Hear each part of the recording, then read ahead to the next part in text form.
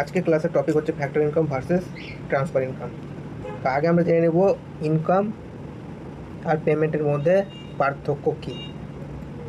তো ইনকাম আর পেমেন্টের মধ্যে পার্থক্য হচ্ছে, ধরো তুমি একজনকে টাকা দিলে, তো যে টাকাটা পেলো তো সেটা হচ্ছে তার কাছে ইনকাম, আর তুমি যে তাকে টাকাটা দিলে তো তোমার কাছে সেই টাকাটা হচ্ছে পেমেন্ট।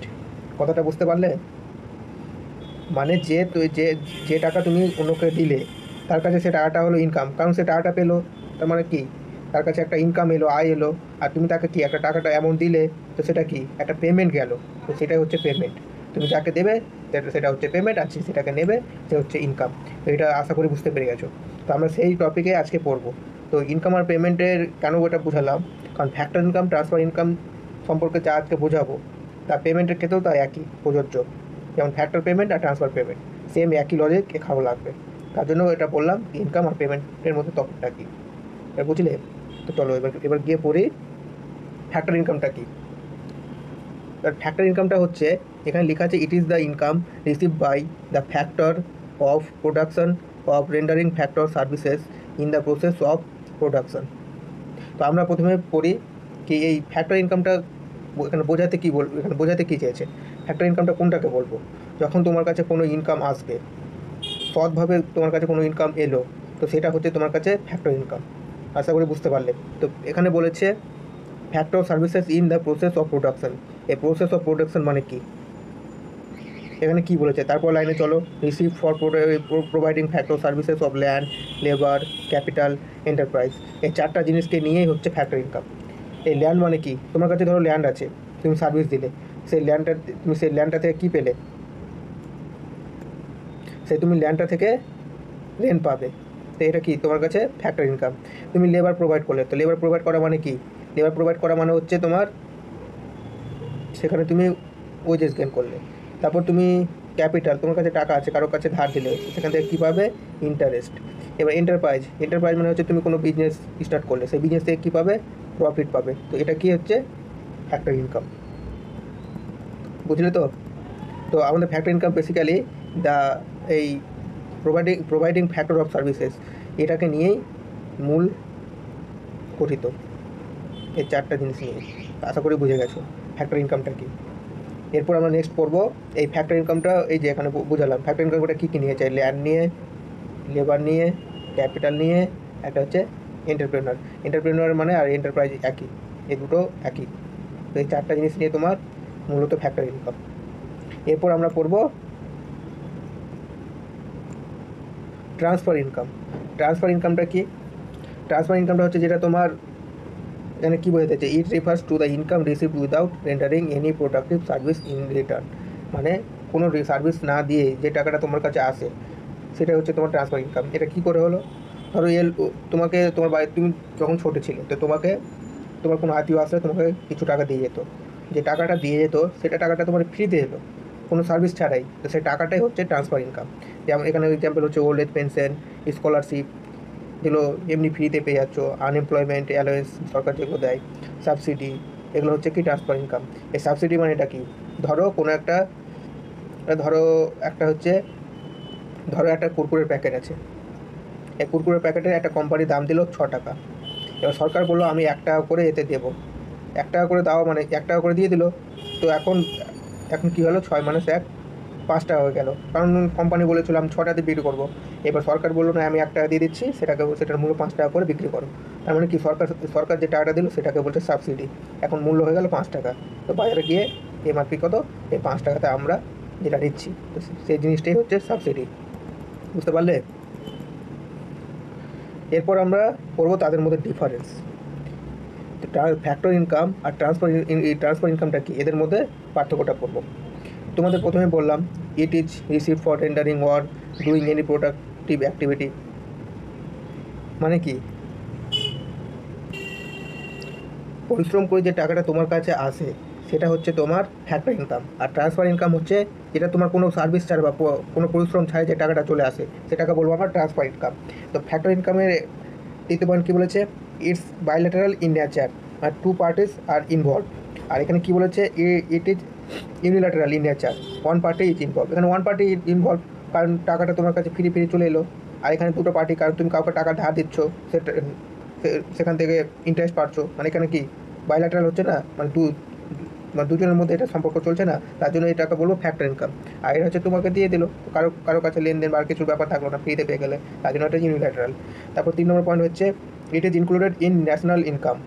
আর ন্যাশনাল ইনকামও এর সঙ্গে যুক্ত। যখন আমরা ন্যাশনাল ইনকাম পড়বো পরবর্তী ক্লাসে, তখন ঠিক বুঝতে পারবে। তো ন্যাশনাল ইনকাম যখন আমরা বের করবো, তখন সেটা কি আমরা ফ্যাক্টর ইনকামের মাধ্যমেই বের করবো, ফ্যাক্টর ইনকামের মধ্যে ইনক্লুড থাকবে।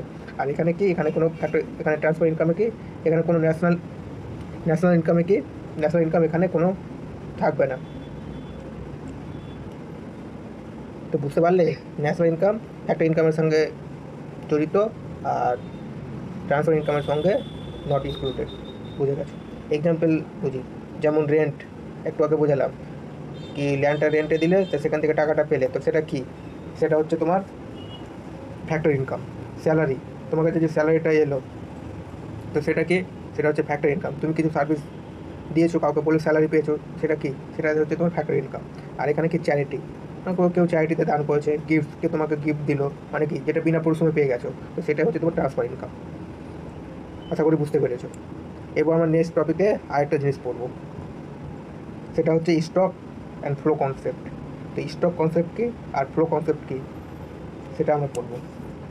তো চলো, স্টকটা কী আর ফ্লোটা কী, তার মধ্যে তার আগে একটা জিনিস বলি। ধরো স্টকটা হচ্ছে তোমার একটা হচ্ছে পার্টিকুলার পয়েন্ট অফ টাইম, আর এটা হচ্ছে তোমার একটা পিরিয়ড অফ টাইম। যেটা এখানে কী লেখা আছে, stock is an economic variable which is measured at a particular point of time. আর এখানে কী লেখা আছে, flow is an economic variable which is measured during বা over the period of time. একটা জিনিস তোমাকে আগে বুঝিয়ে দিচ্ছি, স্টক আর ফ্লোর মধ্যে একটা সিম্পল কনসেপ্ট হচ্ছে। দেখো এখানে কী বলেছে, পার্টিকুলার পয়েন্ট অফ টাইম, আর এখানে কী বলেছে, period of time. Period of time হচ্ছে তোমার হচ্ছে যেটা দীর্ঘক্ষণ ধরে চলবে, মানে দীর্ঘ সময় ধরে চলে আসছে বা দীর্ঘ সময় ধরে চলে যাচ্ছে, তো সেটাকে আমরা পিরিয়ড অফ টাইম বলবো। আর পার্টিকুলার পয়েন্ট অফ টাইম হচ্ছে যেটা তোমার প্রেজেন্ট টাইম বা তৎক্ষণাৎ হচ্ছে যে জিনিসটা, সেটাকে বলবো আমরা স্টক কনসেপ্ট। এবার কীভাবে, একটা উদাহরণ দিয়ে করো। এখন যদি বলে তোমাকে কি তোমার অ্যাকাউন্টে কত টাকা আছে, তখন তুমি নিশ্চয়ই বলে দেবে যে আমার অ্যাকাউন্টে 5,000 টাকা আছে বা এখন 10,000 টাকা আছে। যদি বলি, তাহলে তখন সেটাকে কী বলবো, স্টক। এবার তোমাকে যদি বলা হয় কি তোমার ইনকাম কত, তো তুমি কী বলবে, আমার ইনকাম হচ্ছে 30,000 টাকা বা 20,000 টাকা। তো ইনকামটা কি, ইনকামটা তুমি তো একদিন ইনকাম করছো না, হয়তো 7 দিনে বা 5 দিনে বা এক মাসে বা 2 মাসের। তো তোমার ইনকামটা হচ্ছে একটা পিরিয়ড অফ টাইম ধরে চলে আসছে, সেই জন্য সেটাকে বলবো ফ্লো কনসেপ্ট। এটুকু বুঝতে পারলে? এবার নেক্সটে কী বলেছে দেখো, তারপর উদাহরণ দিচ্ছি আরও কয়েকটা, তখন ঠিক বুঝে যাবে। টাইম ডাইমেনশন কী, এখানে কী বলেছে, টাইম ডাইমেনশন, এখানে বলেছে নো টাইম ডাইমেনশন। এখানে কী বলেছে, time dimension as per hour, per day, per month. তোমাকে তো বললাম যেখানে লেখা থাকবে per hour, per week, per day, per month, per year, সেটাকে কী বলবো, ফ্লো কনসেপ্ট। আর স্টক কনসেপ্ট হচ্ছে যেটা কোনো টাইম ডাইমেনশন থাকবে না, মানে সেখানে কোনো টাইমই দেওয়া থাকবে না, সেটা হবে স্টক কনসেপ্ট। এবার তারপরে কী বলেছে, নেচার অফ কনসেপ্ট, এটাকে বলেছে স্ট্যাটিক কনসেপ্ট, এটাকে বলেছে ডাইনামিক কনসেপ্ট। স্ট্যাটিক কনসেপ্ট মানে যেটা তোমার চেঞ্জ হবে না, আর ডাইনামিক মানে কি তোমার চেঞ্জ হতে থাকবে, সেটা হচ্ছে তোমার ফ্লো কনসেপ্ট। তাহলে এবারে উদাহরণগুলো কয়েকটা দেখি। দেখো এখানে উদাহরণ যেমন দেওয়া আছে, পপুলেশন অফ ইন্ডিয়া। যদি তোমাকে বলে এখন ইন্ডিয়ার পপুলেশন কত, তুমি বলে দিলে হয়তো 121 কোটি বা 120 কোটি, এটা বলে দিতে পারলে এখন ওয়েলথ, তাহলে কি তুমি তৎক্ষণাৎ এখন বর্তমানে যেটা বলে দিতে পারছো প্রেজেন্ট টাইমে কি হ্যাঁ এত জনসংখ্যা, তাহলে সেটা হচ্ছে তোমার কি স্টক কনসেপ্ট। এবার ওয়েলথ, তোমার বলে তোমার সম্পদ কত, তুমি বলে দিলে আমার 20,000, মানে 20 কাঠা জমি আছে বা ব্যাংকে আমার 20,000 টাকা আছে, তো সেটা কি ওয়েলথ, সম্পদ, তুমি বলে দিতে পারলে একটা টাইমে। ব্যাংক ডিপোজিট, তুমি বলে দিলে তোমার অ্যাকাউন্টে কত টাকা জমা আছে বলে দিতে পারবে, সেটা হচ্ছে তোমার স্টক কনসেপ্ট। ওয়াটার ইনটেক, তুমি যদি বলে তোমার ট্যাঙ্কে এখন জল কতটা আছে, বলে দিলে 20 লিটার জল আছে, এটা এখন বলতে পারছো। যেমন আরেকটা উদাহরণ হচ্ছে কোয়ান্টিটি অফ রাইস স্টোর, ধরো বলে দিচ্ছে তোমার কাছে কতটা রাইস স্টোর করা আছে, কতটা সঞ্চয় করে, তুমি বলে দিলে 1 কুইন্টাল বা 2 কুইন্টাল এতটি আমার কাছে চাল স্টোর করা আছে, তো তুমি তৎক্ষণাৎ একটা নাম্বার বলে দিতে পারছো। আর ফ্লো কনসেপ্টের উদাহরণগুলো কী কী হচ্ছে, যেমন পপুলেশন গ্রোথ অ্যাক্ট 2024, ধরো 2024 সাল অনুযায়ী, মানে আগের বছর তুলনায় এখন পপুলেশন গ্রোথ কতটা হয়েছে, কারণ তুমি বলতে পারবে না তো, এখন যদি তোমাকে বলি পপুলেশন গ্রোথ কত, তোমাকে বলতে হবে আগের বছরের তুলনায়, মানে 2 বছর তুলনায় এবছরের গ্রোথ হয়েছে এত পার্সেন্ট, বা এত পার্সেন্ট ইনক্রিজ হয়েছে বা ডিক্রিজ হয়েছে। তো একটা তোমার পিরিয়ড অফ টাইম নিয়ে চলছে, তো তখন সেটা হয়ে যাচ্ছে ফ্লো কনসেপ্ট। এবার ইনভেস্টমেন্ট, তুমি কোনো টাকা ইনভেস্ট করেছো, কোনো মার্কেটে টাকা ইনভেস্ট করেছো, তার ফলে কি তুমি প্রফিট হতে পারে, লসও হতে পারে। তো সেই জিনিসটা কি, এটা তুমি এই পার্টিকুলার টাইমে দিয়েছো, এক মাসের জন্য হোক বা 1 বছরের জন্য ইনভেস্ট করেছো, তো সেখান থেকে তোমার কিছু প্রফিট হতে পারে বা লসও হতে পারে। তো সেই জিনিসটা হচ্ছে তোমার ফ্লো কনসেপ্ট, যেমন প্রফিট লসও একই ব্যাপার। তারপর হচ্ছে এক্সপেন্ডিচার, মানে তোমার খরচ কত, এখন তোমার খরচ কত কীভাবে বলবে, তোমার খরচ এখন বলতে পারো সঙ্গে সঙ্গে একটু খরচ হয়েছে 4 টাকা, মানে খরচ মানে তোমার ইনকাম হয়েছিল 1 মাসে এত টাকা ইনকাম করছে, ধরো 100 টাকা ইনকাম করেছো বা 10,000 টাকা ইনকাম করলে, সেখান থেকে এক্সপেন্ডিচার মানে কি, এটা মানে কত খরচ করলে। তো খরচ কত মানে কি, কতটা খরচ করলে, ধরো 5,000 টাকা খরচ করলে, তো খরচ চলে গেলো। কনজাম্পশন মানে কি, কতটা তুমি জমিয়ে রাখতে পারলে, ধরো 5,000 টাকা তুমি খরচ করলে, 5,000 টাকা জমিয়ে দিলে। তো এটা একটা নির্দিষ্ট টাইমে চলছে না ইনকামটা তোমাকে আগেও একটা উদাহরণ দিয়ে বললাম, কি ধরো তুমি এই 3টা জিনিস একবারে বুঝে নাও। তুমি ধরো 10,000 টাকা ইনকাম করলে, 5,000 টাকা খরচ করে দিলে, 5,000 টাকা জমিয়ে দিলে, তো জিনিসটা কি, ইনকাম হয়ে গেল, এটা এক্সপেন্ডিচার হয়ে গেল, কনজাম্পশনও হয়ে গেল। তার মানে কি, এই 3টা জিনিস হচ্ছে তোমার ফ্লো কনসেপ্টের মধ্যে পড়লো। আর একটা হচ্ছে কোয়ান্টিটি অফ রাইস প্রডিউস, মানে এখানে কি বলছে, এখানে দেখো, এখানে বলেছে কোয়ান্টিটি অফ রাইস স্টোর, মানে কতটা তোমার এখন রাখা আছে, জমা আছে, তোমার এখন স্টোরে কতটা স্টোর করা আছে। এখানে তুমি বলে দিচ্ছ 1 কুইন্টাল রাইস, আর এখানে হচ্ছে প্রডিউসড, মানে তুমি প্রডিউস তো একদিনে করবে না, বা এখন বলতে পারবে না আমি এতটাই প্রডিউস করে দিলাম।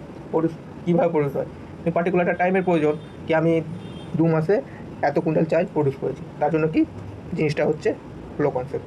এক কথায় মনে রাখবে, যেখানে টাইম গিভেন থাকবে